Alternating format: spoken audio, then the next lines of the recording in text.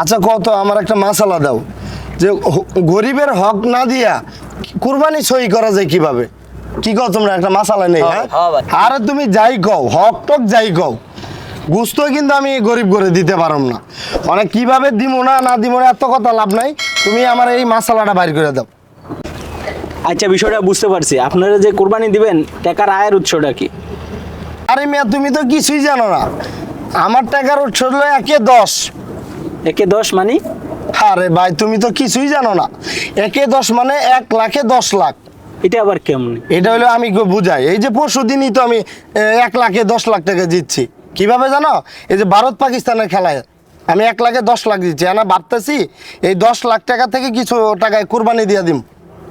আচ্ছা আপনারটা বুঝলাম, আপনার টাকার আয়ের উৎস কি? আরে আমার টাকা কোনো ভেজাল নাই, 2 লাখ টাকা লাগাইছি, মাসে মাসে 20,000 টাকা সুদ আয়, এটা ব্যাংকে থুয়ে দিই কোরবানির জন্য।